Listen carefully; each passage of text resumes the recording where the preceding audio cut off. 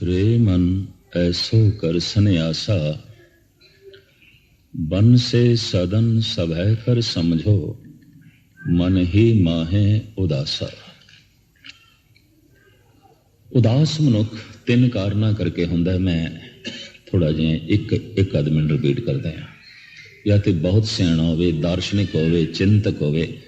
जितना गहरे तल ते सोचण वाला मनुख होवेगा, जितनी लंबी सोचण वाला मनुख होवेगा, दुनिया उतनी छोटी हो जाएगी। सिर्फ छोटी ही नहीं, बेमैनी हो जाएगी। सियाणा मनुख बहुत छेती उदास हो जाएगा। दुनिया के दार्शनिक, फिलोसफर, चिंतक, कवि, साइंटिस्ट बड़ी उदास जिंदगी बतीत करते हैं, बहुत उदास। कोई मनुख कितना उदास है, बस अंदाजा ला लेना, जिन्ना सियाणा है उन्ना ही उदास है। बेचैनियां सारे जहां की समेट कर, जब कुछ ना बना तो मेरा दिल बना दिया।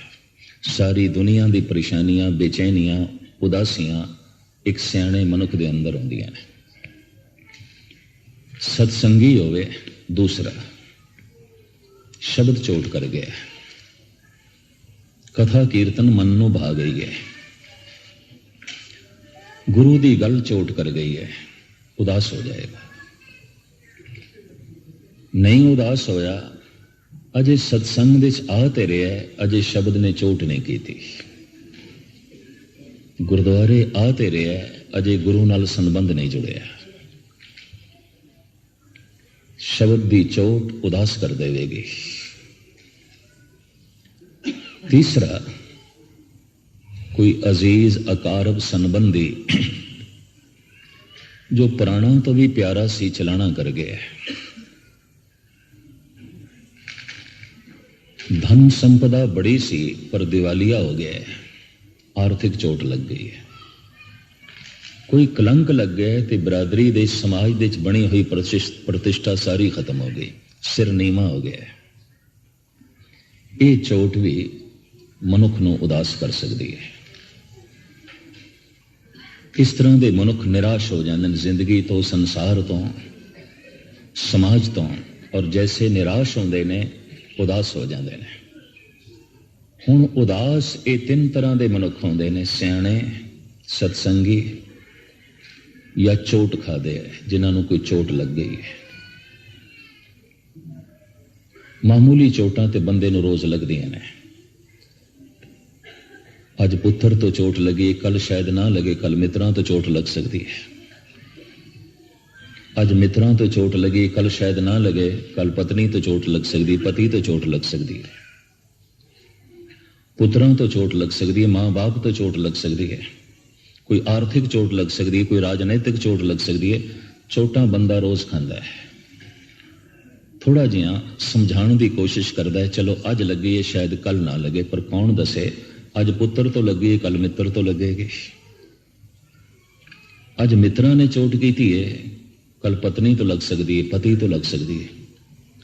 ये छोटियां छोटियां चोटां ने मनुख अपने आप को समझा लेंदा है, पर कदी कोई बहुत वड्डी चोट लग जाती है, हिल जाता है मनुख अपनी थां तो, निराश होकर उदास हो जाता है। ये तीन कारण ने उदास होने दे। उदास मनुख फिर तीन तरह के कर्म कर सकता है: आत्म हत्या, आत्म क्रांति, आत्म विस्मृति। खुद नू खत्म करना, खुद नू बदलना या खुद नू भुलाना। इन्हां तिन्हां दे चों एक कर्म जरूर करेगा। जो खुद नू भुलाने की कोशिश नहीं कर रहा, खुद नू बदलने की कोशिश नहीं कर रहा, खुद नू खत्म करने की कोशिश नहीं कर रहा, अजे उदास नहीं है, अजे निराश नहीं है। और मैं अर्ज करां, पशु उदास ते निराश नहीं ने, पंछी सोचते ही नहीं, विचारते ही नहीं, अकल दे तल ते जींदे ही नहीं। उदासी मनुखी दुनिया च है, और जितना सियाणा मनुख होवेगा उन्ना ही उदास होवेगा। और जितना सियाणा मनुख होवेगा, परिवार नाल भी तालमेल नहीं बैठेगा, संसार नाल भी तालमेल नहीं बैठेगा। उसकी सोचनी सब कुछ बेईमानी हो जाएगा, कुछ भी नहीं है। ये दुनिया कुछ भी नहीं है। तो मैं अर्ज करा, आत्म हत्या, आत्म क्रांति, आत्म विस्मृति, इनू मैं सरल शब्दों च बयान करा। उदास मनुख या तो खुद नू खत्म करेगा, या खुद नू बदलेगा, या खुद नू भुलाण की कोशिश करेगा। खुद नू भुलाण लई है शराब, अफीम, चरस, सुल्फा, गांजा, धतूरा, भंग, बहुत तरह के नशे ने। कोई मॉडर्न नशे भी तरह तरह के निकलने ने, जिन्हों के मैं ना पढ़ पढ़ के भी हैरान हो जाता। मनुख बेहोश होना चाहता है, पशु के तल ते जाना चाहता है, क्योंकि जितना सोचता है निराश हो जाता है, उदास हो जाता है। तो अकल के तल ते नहीं जीना चाहता, मन के तल ते नहीं जीना चाहता। या तो खुद नू भुलावेगा, या फिर खुद नू मिटावेगा। खुदकशी, आत्म हत्या। सारी दुनिया दे हर मुल्क दे सुसाइड करने वाले मनुख मौजूद ने, करते हैं। खुदकशी किहड़े देश च नहीं है, सब जगह है। और जितना संपन्न देश है, जितना अमीर देश है, आंकड़े मेरे सामने ने, उत्थे सब तो ज्यादा खुदकशी है। औसत बंदियां दे प्रति चाइना ते इंडिया दे इतनी खुदकशी नहीं है जितनी यूरोप दे है, जितनी अमेरिका दे है। खुदकशी, आत्महत्या हिंदुस्तान दे नहीं है इतनी। मुफलिसी बड़ी है, गरीबी बड़ी है। आत्महत्या नहीं है, आशा बनी हुई है, उम्मीद बनी हुई है, कल गरीबी दूर हो जाएगी, कल लोड़ां दी पूर्ति हो जाएगी। वो आशा खुदकशी नहीं करने देती। सब कुछ कोल है तो सब कुछ देख लिया है तो कुछ भी नहीं है। सियाणा मनुख है ये तो खुदकशी करेगा, तो कुछ भी नहीं है। ये तो देख लिया ये तो कुछ भी नहीं। सियाणे मनुख दी ये फितरत है, या तो खत्म करेगा, या फिर खुद नू भुलाएगा, या फिर खुद नू बदलेगा। खुद नू मिटाण दा तरीका खुदकशी, खुद नू भुलाण दा तरीका शराब, खुद नू बदलण दा तरीका परमात्मा दा नाम जप। इको ही है। जप के मनुख बदल जाता है। मनुख नहीं रहता, मनुख फरिश्ता हो जाता है, मनुख परमात्मा वर्गा हो जाता है, मनुख ईश्वर वर्गा हो जाता है। या इंज कह लिए मनुख दी मंजिल ही ईश्वर है। जिन्ने चिर तक हो नहीं जाता, जितने चिर तक उत्थे पहुंच नहीं जाता, इसकी बेचैनी मिट नहीं सकती, इसका दुख संताप मिट नहीं सकता। हर जन ऐसा चाहिए जैसा हरि ही होए। कबीर कहने रब दा बंदा भगत अभ्यासी ऐसा चाहिए जैसा परमात्मा है। बूंद जिन्ने चिर तक सागर नहीं आती, इसकी दौड़ भज जारी रहेगी। ये आत्मा जिन्ने चिर तक परमात्मा नहीं हो जाती, बेचैनी तो बनी रहेगी, परेशानी तो जो है बनी रहेगी। तो खुद नू बदलन का तरीका है जप। बहुता मैं लमकावा ना, क्योंकि थोड़े जिहे समय च मैं सारी विचार थोड़े सामने रखने हैं। तुसी आखोगे समझ आ गई, खुद नू भुलाण का तरीका अफीम है, चरस है, सुल्फा है, गांजा है, शराब है, धतूरा है, भंग है, बहुत कुछ है। बड़े नशे ने, बहुत सारे नशियां नू जन्म दिता है मनुख ने। खुद नू खत्म करना है, जहर खा लेनी है, किसी गड्डी थले आ जाना है, लटक जाना है, फाया दे लेना है, बथेरे तरीके ने, जला लेना है, बहुत कुछ है। जहरीलियां दवाइयां खा लेनियां, नींद दियां गोलियां ज्यादा खा लेनियां, हजारों तरीके ने मनुष्य खुदकशी करता है। खुद नू बदलना है, केड़ा तरीका है? इको ही तरीका है, परमात्मा दे नाम दा जप, और कोई तरीका नहीं है। इको ही तरीका है खुद नू जपण दा, खुद नू बदलण दा। ईश्वर दे नाम दा जप मनुख नू ईश्वर बनांदा है। इस वास्ते जप कोई ईश्वर दी खुशामद नहीं है, अपने आप नू वधाना है ते वड्डा करना है। अगर एक दरिया सागर की तरफ भजिया जा रहा है, उसकी लोड़ है, सागर होना चाहता है। इस वगदे वहन की मंजिल सागर है। एक बीज अगर जमीन नू पाड़ के ऊपर उठ रहा है, ये फल होना चाहता है, अपनी मंजिल नू छूना चाहता है। मनुख परमात्मा ही होना चाहता है। पर परमात्मा किवें होईदा है इनू पता नहीं। सियाणे धार्मिक पुरुष अनुभवी कहते हैं ये धन नहीं चाहता परम धन चाहता है, ये पद नहीं चाहता परम पद चाहता है, ये जीवन नहीं चाहता परम जीवन चाहता है। पर परम जीवन किवें मिलता है, परम पद किवें मिलता है, परम धन किवें मिलता है, इसनू पता नहीं है। कबीर कहते ने हम निर्धन, बैरूनी तौर पर मैं निर्धन हाँ। कबीर कहते ने हम निर्धन जो एहो धन पायो मरते फूट गवानी। मैं निर्धन ने जो परम धन पाया और जिस दिन का प्राप्त किया है, ये धनवान फुट फुट के मरदे पे ने। भी है तो बंदा गरीब पर मस्ती बड़ी है, देखो सरूर बड़ा है, रंग बड़ा है, रस बड़ा है, बेपरवाही बड़ी है, बेफिक्री बड़ी है, पर है तो इसके कोल कुछ नहीं। हम निर्धन जो एहो धन पायो, इसे धन नंद लाल हमेशा दी दौलत कहते हैं सदी भी जो कदी घटती नहीं वधदी है। दौलत जावेद बाशद बंदगी, बंदगी कुन बंदगी कुन बंदगी। धन गुरु गोबिंद सिंह जी महाराज ने तो इत्थे तक एक दिन नंद लाल नूं कहा तू शाही घराने का मुलाजम सी, अतालीक, ये अतालीक सन, टूटर सन, घर जाके बादशाहां दे बच्चियां नूं पढ़ांदे सन, ट्यूटर सन, ट्यूशनां सन इन्हां दियां बहुत सारियां। उस जमाने आगरे दे और कई हुक्मरानां दे बच्चियां नूं पढ़ांदे सन ते बादशाह दे बच्चे भी अरबी पढ़ांदे सन, पर्शियन पढ़ांदे सन, हदीसां पढ़ांदे सन, कुरान शरीफ भी पढ़ांदे सन। नंदलाल इन्हां नूं उस जमाने 500 मोहरां मिलदियां सन। खैर मुख्तसर मैं अर्ज करां, ये गुरु गोबिंद सिंह जी महाराज की चरण शरण आए। एक दिन धन गुरु गोबिंद सिंह जी महाराज सुभावक कहते ने पुरखा असी ते तेनू कुछ नहीं दे सके। सुने तेनू आगरे दे 500 मोहरां मिलदियां सन।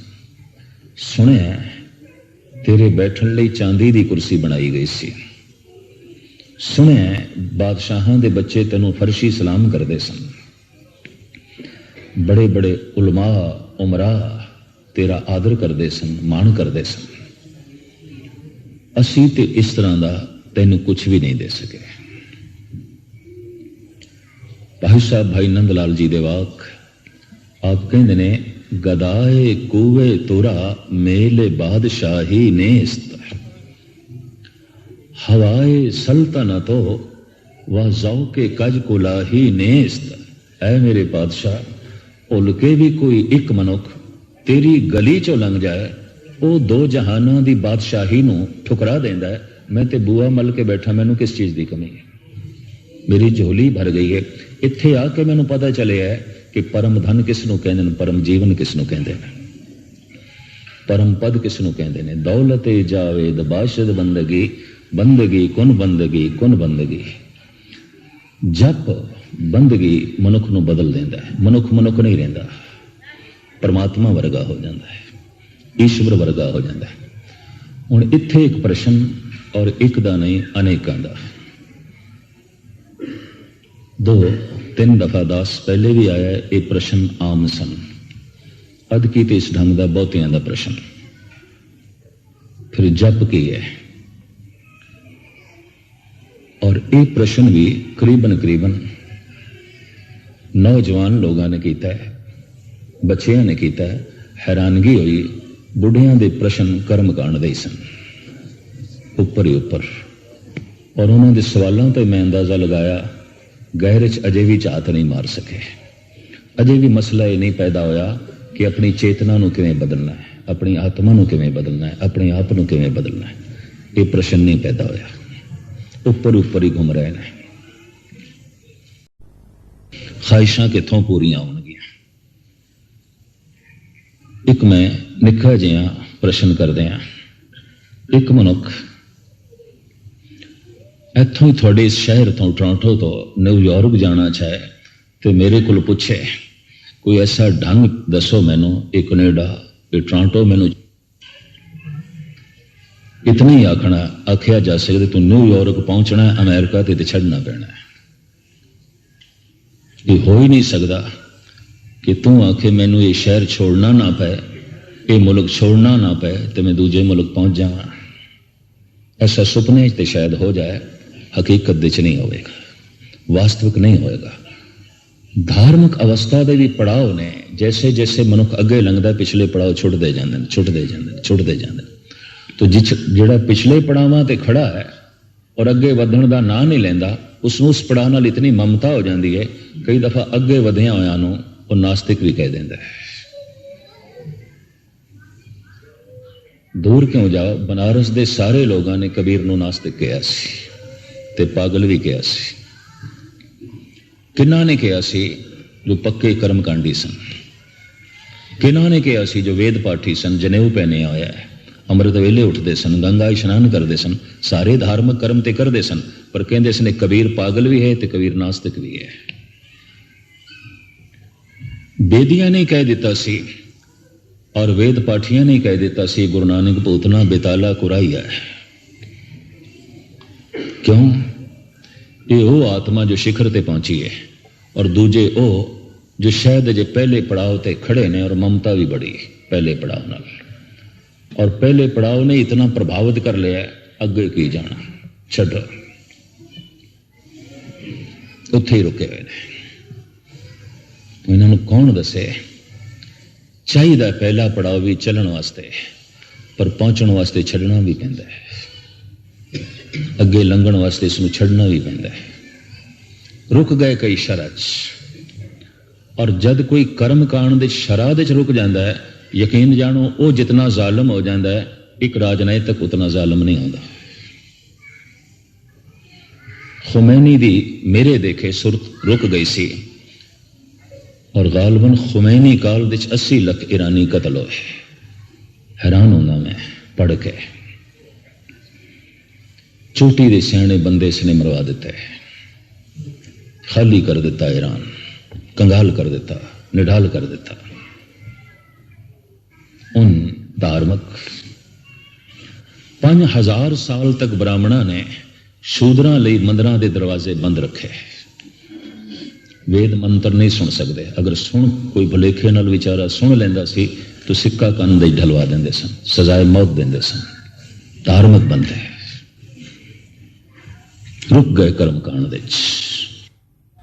शरई मनुख जब बाबे ने कह दिता है थके होया मैं, जिस पासे तेनू खुदा नहीं दिखाई देंदा उस पासे मेरे पैर कर, पहले ते गाल कड्डी है।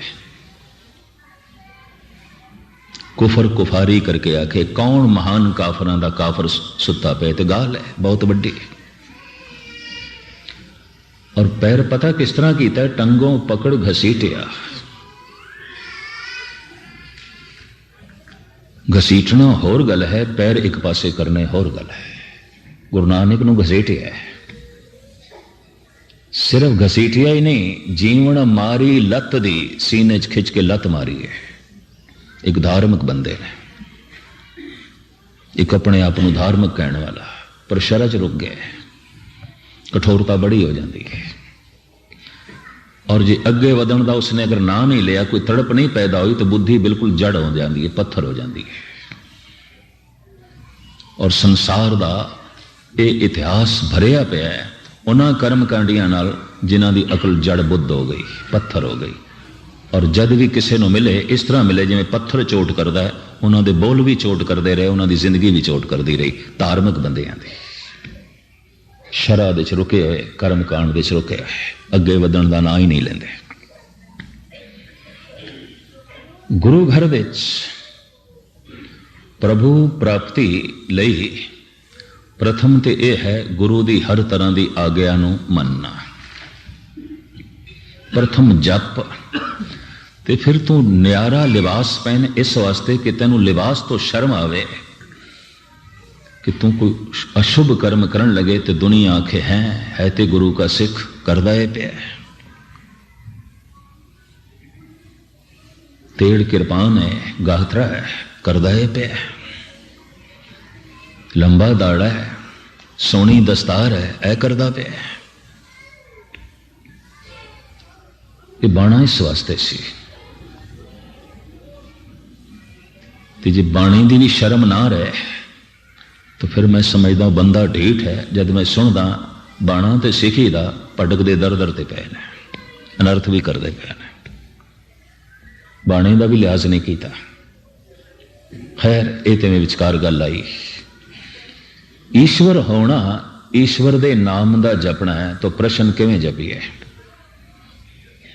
खुशी हो जाती है मैनू उस दिन जब कोई इस तरह का प्रश्न करता, वरना नहीं आते।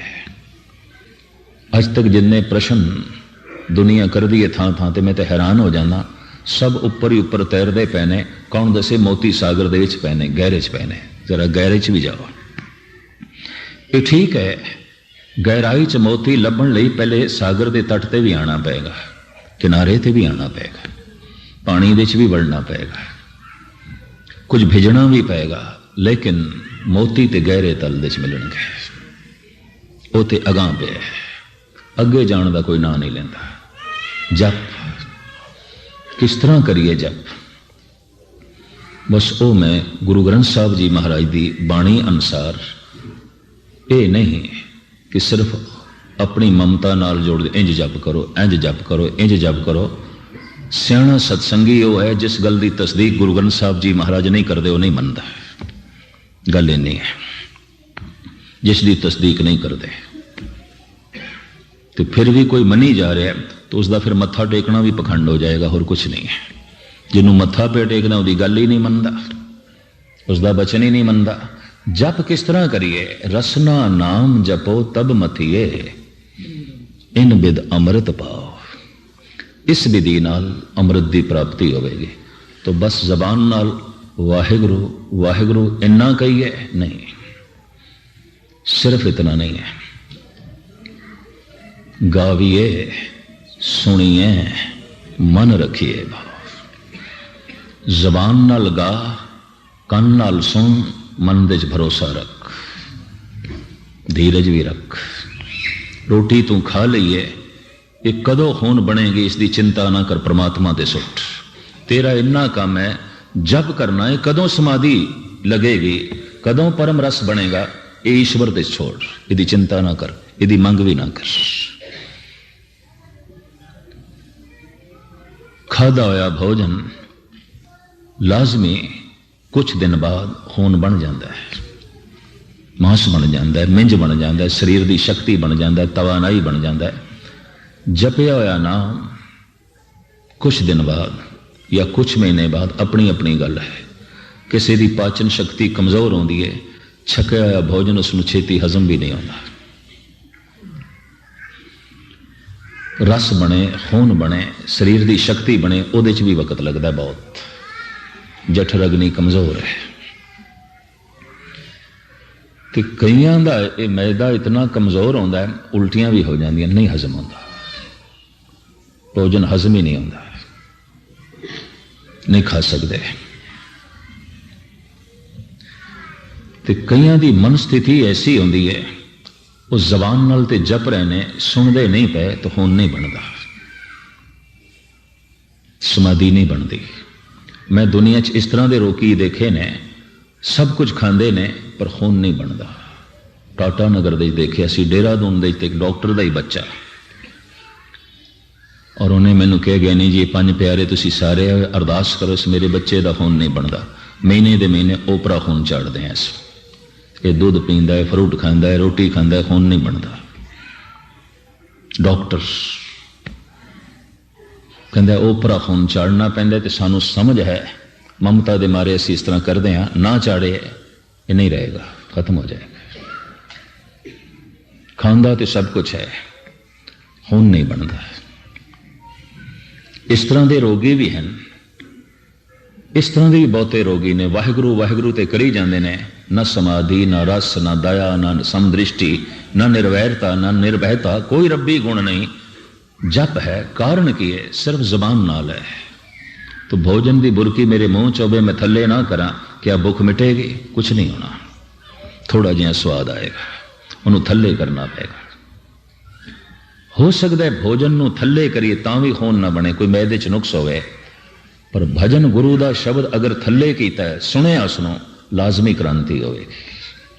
एक तिल नहीं पन्ने घाले, एक तिल जिन्नी घालना भी व्यर्थ नहीं जाएगी, वो भी अपना रंग ले आवेगी। अगर एक सेकंड भी किसी ने किया है वो भी व्यर्थ नहीं जाएगा। रसना नाल जपना, कन नाल सुनना। हुण दूसरा जो सतगुरुदेव जी महाराज की बाणी का फरमान, जद भी मनुख दे अंदर बोलण का फुरना पैदा होता है तो पवन नाभि नाल टकरांदी है। पवन बोलना पवन करके आंदा है। देही माटी बोले पवन। सानू एक साज दिता है परमात्मा ने कि नाभि। तुसी आखोगे जबान साज है कि नाभि? नाभि साज है। नाभि नूं की आखदे ने भारत दे धुनी, पंजाबी भी धुनी कहंदे ने, राजस्थानी भी धुनी कहंदे ने, सारा महाराष्ट्र बंगाल भी इसनूं धुनी कहंदा है। धुनी ते धुनी दा अर्थ की जिथों आवाज उठे, धुन उठे। धुनी जिथों धुन उत्पन्न होंदी है। नाभि नूं हिंदुस्तान दे धुनी कहंदे ने। क्यों? जद बोलण दा अंदर फुरना पैदा होंदा है तो पवन नाभि नाल टकरांदी है, नाफ थोड़ी जिहां खुलदी है, इथों धुन उठदी है। इस तरह जिवें फूकण नाल संख वजदा है, मुरली वजदी है, शहनाई वजदी है, हारमोनीयम वजदा है, फनेरियां वजदियां, नरसिंगा वजदा है। कुछ साज तंती ने, कुछ साज चमड़े दे ने, कुछ साज धातुआं दे ने, कुछ साज ऐसे ने जो पवन दे फूकण नाल वजदे ने।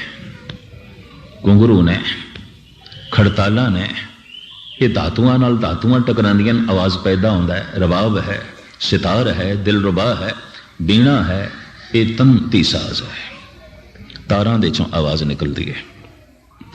पर मुरली है, शहनाई है, ये हारमोनीयम है, नरसिंगा है, संख है, फनेरियां ने, ये फूकण नाल वजदियां, पवन नाल वजदियां ने। और कुछ मरदंग ढोल ये चमड़े दे मड़े हुए साज ने, उतों आवाज निकलती है। ये जो जिंदगी का साज है ये फूकण नाल वजदा है, पवन नाल वजदा है। देही माटी बोले पवन। पवन करके असी बोलते हैं। एक मुर्दा है, मिट्टी भी पई है, उस शरीर दे पानी भी पिया, पवन नहीं रही, हुण नहीं बोलता। बोलना ते पवन ने सी। देही माटी बोले पवन। इस वास्ते पवन नूं गुरु नानक देव जी महाराज ने गुरु कहा। पवन गुरु, पानी पिता, बोलना ते पवन करके ते बोलन करके संसार नाल संबंध जुड़ते हैं, बोल के जप के निरंकार नाल संबंध जुड़ते हैं। बोलना गुरु, बोलन हार परम गुर एही। पवन जद नाभ नाल टकरांदी है, नाभि थोड़ी जिहां खुलदी है, धुन उठदी है, उन्होंने कहते हैं परा। वो उठ के हिरदे तक पहुंचती है। इत्थे शब्दावली बनती है, अल्फाज मिलते हैं उसनों, धुनी नूं। इनू कहते हैं पसंती। कंठ तक पहुंचदे पूरी तरतीब बन जाती है, की कहना है। इनू कहते हैं मधमा, जबान बयान कर देंदी है, इनू कहते हैं बैखरी। परा, पसंती, मधमा, बैखरी। धुन, धुनी तो उठी, या धुनी इस वास्ते धुनी है कि धुनी उथों उठती है। वो हृदय तक पहुंची, वो कंठ तक पहुंची, जबान ने बयान कर देती। जबान सिर्फ प्रगट करने का वसीला है, बस इस माइक्रोफोन की तरह, और कुछ नहीं है। आवाज उठती है नाभि तो, धुन उठती है नाभि तो। माता दे उदर विच प्राण ते खुराक नाभि दे जरिए इस मनुख नूं प्राप्त होंदे ने। संबंध मां नाल नाभ करके जुड़िया है। ते जद नाभि कट दी जाती है तो आप सुन के हैरान होवोगे, भारत के दार्शनिक, धार्मिक, अध्यात्मक पुरुष कहते हैं ब्रह्मंड नाल भी मनुख नाभ करके जुड़िया है। यदि नाभि खुलेगी पूर्ण तौर पर परमात्मा नाल जुड़ जाएगा, नहीं तो संसार नाल ते जुड़िया है। इस दे सूक्ष्म पहलुआं दी विचार ते फिर कदी सही। इस वक्त जप वाहिगुरु वाहिगुरु दी जैसे असी धुनी अलापदे हाँ, पहले पवन नाभि नाल टकरांदी है। उत्थों धुन जो उठती है उन्होंने कहते हैं परा, हिरदे तक पहुँचती है, इनू कहते हैं पसंती। इत्थे पूरी शब्दावली बन जाती है, वाहिगुरू अल्फाज बन जाता है। नाभि तो सिर्फ धुन नहीं उठ रही है, इत्थे तक पहुँचते हाँ अल्फाज बन जाते हैं। की देने ने अल्फाज, मन सोचता फिर। और कंठ तक पहुँचते हैं पूरी तरतीब बन जाती है, जबान बयान कर देती है। परा, पसंती, मधमा, बैखरी। नाभि तो धुनी उठी, जबान दे राही ये धुनी बाहर प्रगट हुई। हुण मैं अर्ज करा इसे धुनी नो धुनी तक ले जाना है, बस इन्नी गल है। उल्टी गंगा जमन मिलाओ, किधरे बच्चियां दी खेड ना समझ लेना धर्म। इंज कह लो लखां मनुख रोज गुरुद्वारियां च जानते होंगे, सारी दुनिया च गुरुद्वारे ने, लेकिन बाबा अतर सिंह जैसा वाहिगुरू आखण वाला, अकाली कौर सिंह जैसा वाहिगुरू दी धुन अलापण वाला आखदे जुड़ जाए, रस नाल भर जाए, उमंग ते तरंग पैदा हो जाए। बाबा ज्वाला सिंह जैसा आखण वाला या संत सुंदर सिंह अली बेग मुसलमान दर्शनां नूं जांदे सन, पठान दर्शनां नूं जांदे सन। बाबा सुंदर सिंह दे कहंदे सन उस वली अल्लाह दे दर्शन करने ने। बड़ी सादी उसकी जिंदगी, पर जब वाहिगुरू निकलदा सी तो रोंगटे खड़े हो जाते सन उसते। कुछ अगम्य ढंग नाल वो वाहिगुरू आखदा सी। खैर मुख्तसर मैं अर्ज करा, एक लंबी चौड़ी तरतीब थोड़े सामने ना रखा, मैं इतना अर्ज करा, भीड़ इतनी है लेकिन फिर भी आखना पैगा सिखां कोल धन दी शक्ति है, तन दी शक्ति है, दिमागी शक्ति है, रूहानी शक्ति इस वक्त नहीं है। इस गल नूं मनण तो अगर थानू संकोच होवे वो गल वखरी है, कहण तो मैं संकोच नहीं कीता। और मैं ये भी अर्ज कर दिया, मेरी भी जीवन शक्ति बोलण दे बहुत सारी लग जाती है, 3-3 टाइम बोलना। अज तो 40 साल पहले जितना मैनू जप कठिन लगता सी, अज भी कठिन लगता है। तो किधरे मेरी फोकी निर्माणता भी ना समझ लेना, मैं अपनी कमजोरी थोड़े सामने रख रहा। तो उस तो मैं अंदाजा लाना बाकियां दा की हाल होवेगा। बाकी भी 8-10 घंटे ते काम करते हैं, कोई 12-12 घंटे काम करता है। शरीरक शक्ति उस पासे लगती है, तो जिस शक्ति नाल धन कमाईदा उसे शक्ति नाल धर्म कमाईदा है। जिस शक्ति दे नाल संसार दे कम होंदे ने उसी शक्ति नाल जप होंदा है। कमजोर बंदा धंधा नहीं कर सकेगा, कमजोर मनुख धर्म भी नहीं कमा सकता। शक्ति ते चाहिए है, ताकत ते चाहिए है, समा ते खर्च करना पेगा। लोग जपया जपाया नाम लभदे ने, इस वास्ते पखंड चल पैंदा है। सोने की थां मुलम्मा बिकन लग पैंदा है, और संतां की थां ते जादू टोने करन वाले, भविष्य दसन वाले, ज्योतिषी, इन्हां दी गल बन पैंदी। लोग उधर तक के खाण लग पैंदे ने। कारण शक्ति धन कमाने दे इतनी लग गई। कौन सूरज निकलन तो पहले पहले उठ के जप करे, घंटा 2 घंटा कौन करे, कौन खर्च करे। और मैं ये भी अर्ज कर दिया, दिन भर धंधा कीता है, शाम की वटक दस देंदी इन्ना मिले है। 2 घंटे जप कीता है, कुछ भी नहीं पता चलेगा कुछ मिलिया भी है कि नहीं, कुछ लभ्या भी है कि नहीं। मायूसी भी पल्ले पै सकती है। यह भी मैं अर्ज कर दिया, साहिबा ने उसका जिक्र भी किया है। भई निरासी बहुत दिन लागे, देश दे संतर में सगले जागे। पहले तो निराश होया सी संसार तो ते उदास हो गया सी, ते उदास होके मैं फिर अर्ज करा, अगर मनुख मुसलमान है पक्का शरई होगा, उदास हो गया थे। अगर संसार तो हिंदू है तो पक्का कर्मकांडी होगा, सिख है तो पक्का रहत बैती होगा, किसी थां ते भी ढिलियाई नहीं वरतेगा। ऐ गुरु जो तू आखे कबूल, परवान, तस्लीम, तेरी गल तस्लीम, तेरी खुशी लई ये सब कुछ असी करते हैं, परवान करते हैं, कबूल करते हैं। भावें एक गाथा है सनातन मत दी। सिंदूर लांदी सी सीता ते हनुमान ने पुछ लिया, मां ये मत्थे च की पानी है? रोज सिंदूर है, ये क्यों पानी है? राम प्रसन्न होंदे ने। कहते सारा पिंडा ही रंग लिया ऐसी लाल रंग नाल। उस दिन तो उसकी मूर्ति लाल रंगी जाती, सारा पिंडा ही रंग लिया। आख्या मां तू तो इन्ना जिहा मत्था रंग दी, आप पूरा ही रंग रहा जो खुश होंदे ने ते प्रसन्न होंदे ने ते। गुरु की खुशी लई इन्ना तो करना ही पेगा, क्योंकि गुरु ने आख्या अह मोर आ गया सुनो तुम प्यारे, बिना शस्त्र के संग देवो ना दीदारे। इतने गुरु ने आख्या। चलो मन नहीं मनता ना सही, कुछ औकड़ा ने ना होवे पईयां, ऐ गुरु तेरी खुशी लई कर दिया, तू प्रसन्न रहे, तेरी खुशी, तू ऐसा कहना है कबूल, परवान, तेरा वचन कबूल। मैं तो देखदा लोकी पुत्रां दी नाजायज गल भी मन लेंदे ने, मित्रां दी गलत गल भी मन लेंदे ने, परिवार दियां कोजियां गल्लां भी मन लेंदे ने। ते गुरु ने अगर कुछ आख्या तो कुछ सोच के ही आख्या, पुरखा मन ले, तस्लीम कर ले, कबूल कर ले। खैर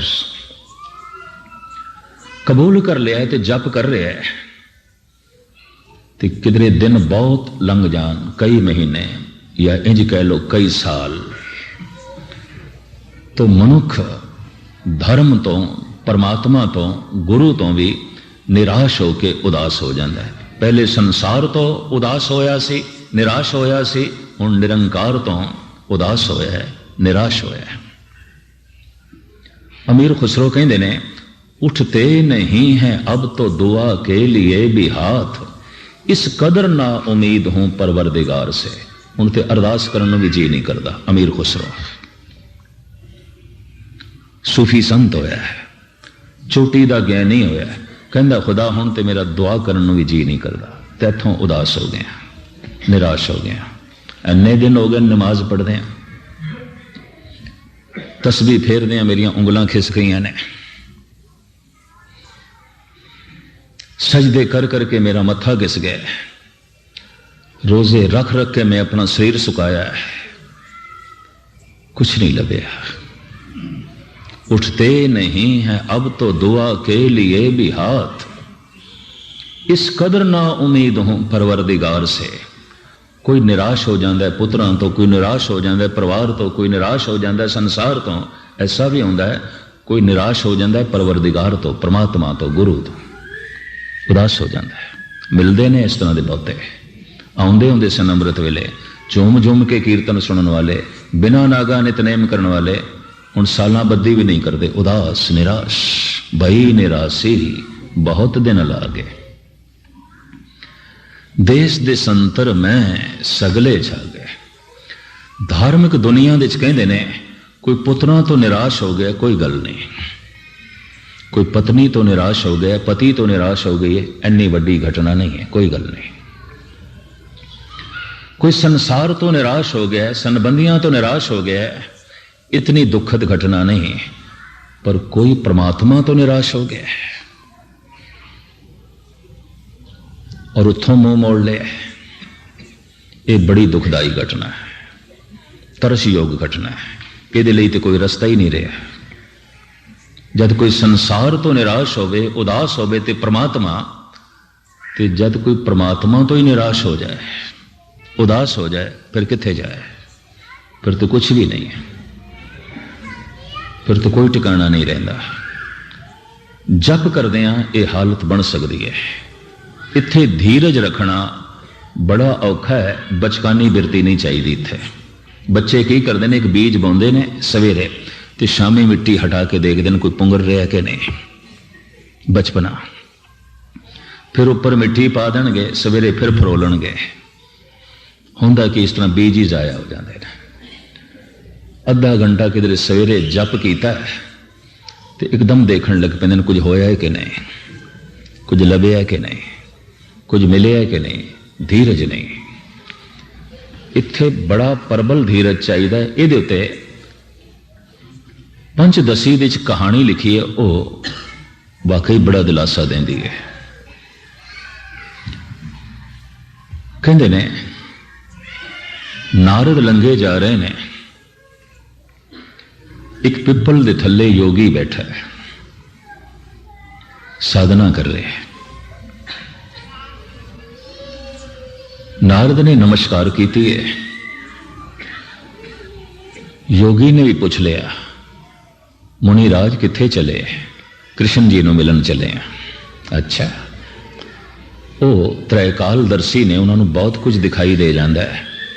उन्होंने को पूछना, मैनू प्रभु की झलक कदों मिलेगी, मैनू परमात्मा कदों मिलेगा? क्योंकि उन्होंने सब कुछ पता है, वो वेख लेंदे ने। पूछ लेना मैनू कदों मिलेगा। शामी नारद वापस आ रहे हैं, योगी की तरफ आए। योगी इच्छा वस होकर पूछता है, कृष्ण जी नाल गल कीती? हाँ कीती।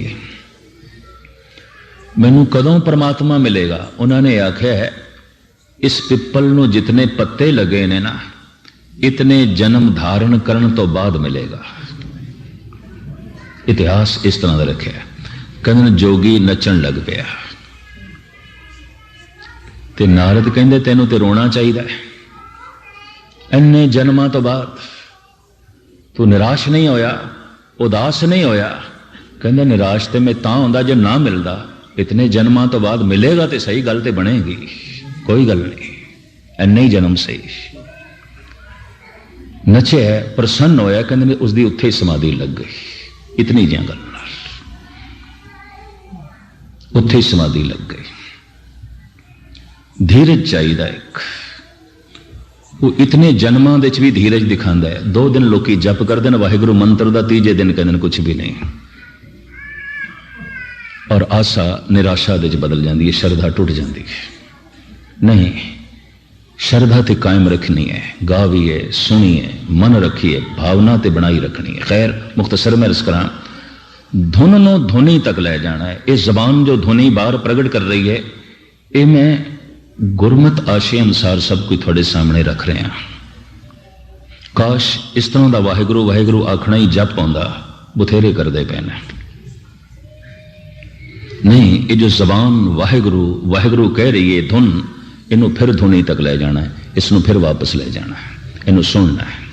सुनने का मतलब की है कि जिथों धुन उत्पन्न हुई है, इनू फिर ले जाना है वापस। वाहिगुरु वाहिगुरु इस तरह कोई उच्चारण कर रहा है और सुन रहा है। जितना सुनना गहरा होगा, उतनी धुनी गहरी जाएगी। इंज कह लो, अवल तो मैनू कोई बहुत वड्डी उम्मीद नहीं कि इतने सारे इकट्ठ दे कोई बहुत वड्डा इकट्ठ जप करता होवे, मैनू उम्मीद नहीं है। तो जिहड़े करते होणगे वो भी वाहिगुरु वाहिगुरु कह के ध्यान हजारों पासे खिलरदा होगा। और फिर जब खिलरदा है तो आले दुआले पुछ दिन तो कोई तस्वीर पकड़ा देंदा, इस तस्वीर च ध्यान जोड़ो, इत्थे ध्यान जोड़ो, जग दे दीवे ध्यान जोड़ो। तो फिर भी जे गल नहीं बनती तो फिर ये अनमतियां दे टकरा मारन लग पैंदे ने। कौन दसे तस्वीर कमरे का शिंगार हो सकता है, इतिहास की उस तो सूझबूझ ले सकते हैं। तस्वीर एक लैंग्वेज जरूर है, पिक्चर लैंग्वेज, बकायदा तस्वीरों की भाषा, इनू कहते हैं मूर्ति भाषा। प्रतीक उन्होंने तो इशारे ले जा सकते हैं। सेंट्रल सिख म्यूजियम भी असी बनाया है, तस्वीरों के राही असी अपना इतिहास पढ़ते हैं, जांचते हैं। तस्वीर इष्ट नहीं है क्योंकि ध्यान तो बाहर चला गया। वो जो धुन बाहर निकली है जबान के राही, इसनों वापस ले जाना है, ध्यान अंतर्मुखी करना है। नाम मनुख दे अंदर पे, नवनिध अमृत प्रभ का नाम, देही में इसका विश्राम, इसनों प्रकट करना है। वो जो धुन बाहर निकली है ये फिर वापस करनी है, धुन नो धुनी तक ले जाना है। तो सुनना अगर गहरा होया, ध्यान गहरा चला गया कंठ तक, तो धुन भी कंठ तक चली जाएगी। पहचान की होगी, इस तरह के बंदे नूं वाहिगुरु आखण दे स्वाद आण लग पाएगा, रस आण लग पाएगा। रसना गीदी बोलत राम। रस नाल भर जाएगा, वाहिगुरु आखदे हैं। वाहिगुरु आखदे हैं जो रस नाल भर जाए, पातशाह की बाणी भी कहती है यदि रसना ते वस गया है।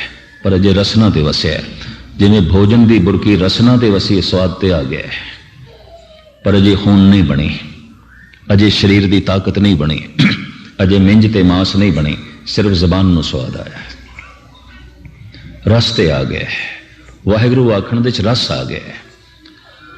और वाकई जिहदी रसना ते भी वस जाए वह भी महान है। कुछ ते गहरा होया, प्रभ जी बसे साध की रसना, नानक जन का दासन दसना। साधना करने वाले दी रसना ते एक दिन वस जाता है। महाराज कहते मैं उहदे दासां दा दास हां जिहदी रसना ते भी वस गया है। थोड़ी गल नहीं, ऐसी रसना मिथ्या भी नहीं बोलेगी क्योंकि रब्बी रस नाल भर गई। ऐसी रसना कौड़ा भी नहीं बोलेगी क्योंकि रब्बी रस नाल भर गई। ऐसी रसना निंदा चुगली भी नहीं करेगी क्योंकि रस नाल भर गई। रसना सूची हो गई। नाम जपत गोबिंद का सूची भई रसना, पर अजे रसना ही सूची हुई है, बाकी सारा मौजूद है। ध्यान गहरा चला गया है हृदय तक, तो धुन भी हृदय तक चली गई है। धुनी पसंती तक जा पहुंची है, हृदय तक जा पहुंची है। इत्थे की होवेगा?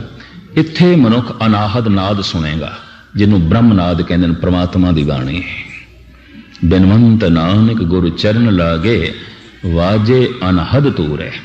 साहिब कहते अनहद दियां शहनाइयां वजन लग पईयां ने। अनहद रूप अनाहद बानी, चरण सरन जय बस्त भवानी। ये अनहद की धुन सुनन लग पिया है। मैं अपनी जिंदगी इस तरह के 3 पुरुष देखे।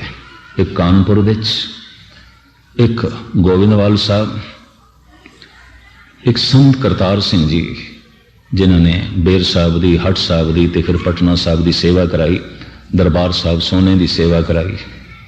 उन्होंने डेरे एक मस्ताना फकीर, वो सुभावक मैनू पूछन लगा, ज्ञानी जी तुसी अज राग बारे बड़ा बोले। उस दिन किधर मैं रागां की कथा कर ली। किसी वक्त मेरा शौक रहा संगीत सीखने का भी। संगीत विच मेरी रुचि सी बड़ी बचपन तो किधरे वाहक आया सी गौड़ी पूर्वी महला 5वां, बई ये गौड़ी पूर्व की गायन करनी। इस आधार बना के मैं कुछ जो संगीत के ग्रंथों का अध्ययन किया सी मैं उत्थे सुनान लग पिया। तो बाबा मेरे को आ गया, 80 साल अंदाजा इन्नी उम्र होनी है। कहता गैनी जी बड़ी सितार में सुनदा, बीणा सुनदा, ढोलक वजदी है बड़ी गजब दी, पर यह है कि। और मैं फौरन महसूस किया गलत बोलदा नहीं, ये पसंती तक पहुंच गया है। मैं कहा तू अनहद दी ध्वनि सुन रहे हैं। अणमड़िया मंदल बाजे, बिन सावन घन हर गाजे, बादल बिन बरखा होई, जो तत् विचारे कोई। नामदेव कहते ने मैं ढोल सुन रहा अपने अंदर वजदा होया। बीणा सितार ये जितने तंती साज ने, रबाब इत्यादक सब सूफी फकीरां दी, संतां दी, महापुरुषां दी देन ने। इन्हां ने साज अंदर सुने ने, बाहर प्रगट किए ने। खैर मुख्तसर इस तरह का मनुख अनाहत का नाद सुनेगा। वो नाद जिस तो जगत की उत्पत्ति हुई है। उत्पत परले शब्दे होवे, शब्दे ही फिर उपत होवे। वो ब्रह्म की ध्वनि, वो ब्रह्म का नाद जो हर वक्त वज रहा है, साडे अंदर भी वज रहा है। घट घट वाजे नाद, सुनाई नहीं दे रहा, ध्यान अंदर ही गया नहीं, ध्यान बाहर है। इहदे नाल हिरदे की शुद्धि हो जाती है। जिसका ध्यान हिरदे तक पहुंचता है, धुनी हिरदे तक पहुंच जाती है। अनाहत की धुनी सुनता है, हिरदे के तल ते पावन हो जाता है। पर अजे एक तल मौजूद है, अजे धुनी तक नहीं पहुंची, अजे धुन नाभ नाल नहीं टकराई। जो नाभ तो उठी है, नाभि नाल टकराई नहीं। इसनों भट्ट इंज भी कहते हैं, कुंडलनी सुरजी सत्संगत परमानंद गुरु मुख मचा। ये किसी वक्त फिर खुलासा मुख्तसर में अर्ज करा। ध्यान गहरा चला गया, धुन भी गहरी चली गई तो वो धुनी नाल टकरा गई, नाभ पूरी खुल गई। नाभ दो हालतां दे खुलदी है, एक मौत दे समय, ये जद खुलदी है तो प्राण सारे निकल जाते हैं शरीर चों। आज काल खुले तेरी गांठड़ी, अज कल दे च नाभि दी गंढ खुलण वाली है, आखिरी प्राण नाभि दे चौंदा है। आयुर्वेद आचार्य भी ऐसा मनते ने, धर्म भी ऐसा मनता है। जद ये गंढ खुलती है, नाभि चो आखिरी प्राण निकलता है, बाकी प्राण तो निकल गए होंगे ने, जद ये आखिरी प्राण निकलता है तो उदों शरीर की हालत बनती है हथ मरोड़े तन कपे स्याऊ होआ सेत। मुठियां बंद होंदियां, दंदियां वजदियां, कंबड़ी छिड़दी है। सियाने अंदाजा ला लेन आखिरी प्राण गया, ये मनुख गया, विदा हो गया, शरीर का अंत हो गया। एक मौत दे समय ये गंढ खुलती है, एक उदों खुलती है जब धुनी नाल टकरांदी है। वो जप, वो आवाज, वो नाद, वो धुनी नाल टकरांदी है, धुनी खुल जाती है तो इत्थे शरीर ते जिंदा रहिंदा है, मन की मौत हो जाती है, मरदा है, मन मर जाता है। शब्द प्राणा च चल पैंदा है। इस तरह के मनुख के अंदर परमात्मा ही सोचता है, परमात्मा ही बोलता है। और मैं अर्ज करा, जदों ये गंढ खुलती है, धुनी नाल टकरांदी है, हालत उस वक्त भगत की भी यही बन जाती है, हथ मरोड़े तन कपे स्याऊ होआ सेठ। जन्म साखी का अध्ययन करते हैं जब मैं देखा, माता त्रिपता जी वैद नूं बुला लिया ही, देखो मेरे बच्चे नूं की हो गया। कंबड़ी छिड़ी हुई सी, दंदियां वजदी, छोटी उम्र, वज रही ने दंदियां, कंबड़ी छिड़ी हुई है, मुठियां इंज बंद। घबरा गई माता, वैद नूं बुला लिया, देखो तो सही मेरे लाल नूं की हो गया। वैद नबज देखदा है, मत्था देखदा है, दिल दी धड़कन देखदा है।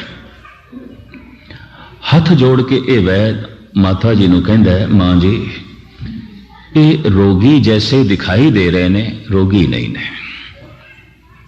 नबज ठीक चल रही है, दिल दी धड़कन ठीक है, शरीर का तापमान भी ठीक है। जो आयुर्वेदिक ज्ञान है उस हिसाब नाल जो मैं जांच पड़ताल की है, ये रोगी जैसे दिखाई दे रहे ने, रोगी नहीं ने। पर दिखाई क्यों दे रहे ने, ये मेरी समझ तो परे है, ये मेरी समझ तो परे है। तो पता है माता जी ने की आखिर, फिर मैं होर वैद बुलांदियां, तेरी समझ तो परे है, मेरे बच्चे की ये हालत ते तेरी समझ तो परे है। जो माता जी चलदियां ने, वैद रोकदा है, ना मां जी किस वैद नूं बुलाओगे, सब मेरे शागिर्द ने, राय बुराल का इलाज भी मैं करदा। ये रोगी जैसे दिखाई दे रहे ने, रोगी नहीं ने, फिर वैद नूं बुलाउण दी की लोड़ है। ये रोगी नहीं ने, पर ये दिखाई क्यों दे रहे हैं, मैं इस तरह नहीं देख सकती। पर हुण कौन दसे, गंढ खुल गई है। बचपन दे कोई अवतारी पुरुष कोई लैके आया रब्बी निजाम, जगत के सामने उसने रखना है। आप दी ज्ञात लई अर्ज करा, ये हालत मुहम्मद साहब की गुफा दे हो गई सी, जो मैं पढ़िया। ये हालत बाबा अतर सिंह की भी हो गई सी, ये हालत स्वामी राम तीर्थ की भी हो गई सी, ये हालत गुलमर्ग दे अकाली कौर सिंह की भी हो गई सी। उन्होंने भी घर वाले रो पए सन भी की हो गया। मुहम्मद साहब नूं जद ये घटना गार दे घटी, गुफा दे बैठते सन, अल्लाहू अल्लाहू दा जप करते सन, धुनी नाल टकरा गई, कंबड़ी छिड़ गई, दंदियां वजन लग गई। वो जिहड़ा अंदर अनुभव प्रकाश होया ते कुछ नाद सुने इसने, घबरा गए।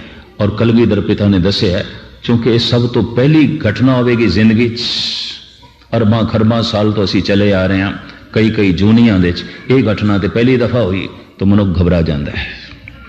दिन एक अजब आत्म राम, जह अमित तेज अवगत अकाम, ये कौन आए आत्म स्वरूप जह अमित तेज अवगत अभूत। ये कौन है, की है, घबरा के, ये प्रकाश की है, ये आनंद की है, ये रस दी धारा की है। और उस हालत च कमड़ी छिड़ी हुई है, दंद वजदे पे ने। घबरा के मोहम्मद साहब ने घर का रुख किया और तेजी दे नाल जैसे घर आए आप दी बेगम खदीजा, उम्र दे आप तो 15 साल वड्डी सी। एकदम कंबल ते कंबल पाया लिटा के भी ठंड लग गई है, कोई नमोनिया हो गया। 2 अंगीठियां सज्जे खब्बे रखियां, कमरा गर्म हो गया, कमनी छिड़ी हुई है। हकीम ने बुला लिया और मैं हैरान हाँ, वैद ते हकीम दे बोल किस तरह मेल खा गए। हकीम पूरी जांच पड़ताल करता है अपने ढंग नाल, यूनानी हकीम, यूनानी तिब। उसने भी यही आख्या है खदीजा नू, बेगम साहिबा ए बीमार जैसे दिखाई दे रहे ने, बीमार नहीं ने। दिखाई क्यों दे रहे ने ये मैनू नहीं पता। अपनी संदूकड़ी लेके बेचारा चल पिया, कहंदा मैनू नहीं पता, दवाई मैं तां दें बीमार हो।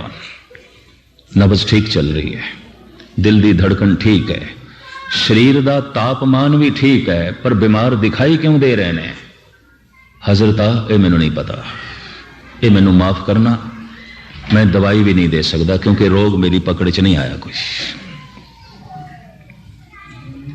कहते ने फिर कुछ बोलन लग पे। मोहम्मद साहब वो सन कुरान दियां आयतां, खदीजा ने सजदा किया, आखे तुसी नहीं बोले तो खुदा बोले।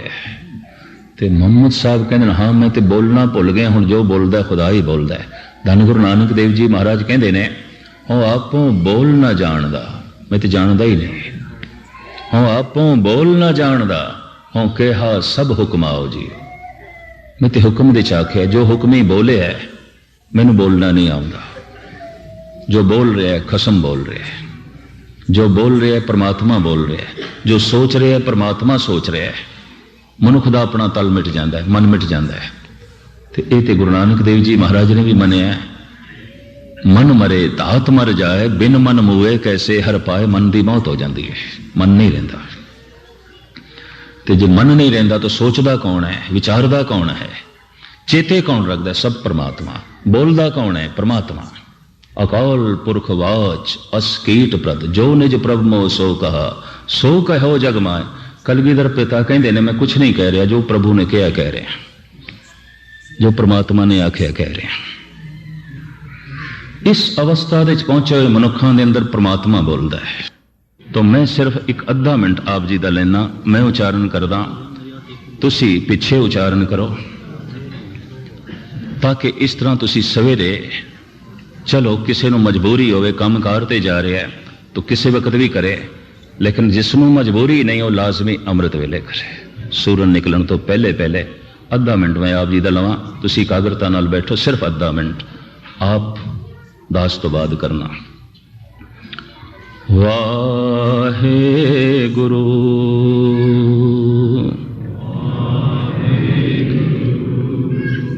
वाहे गुरु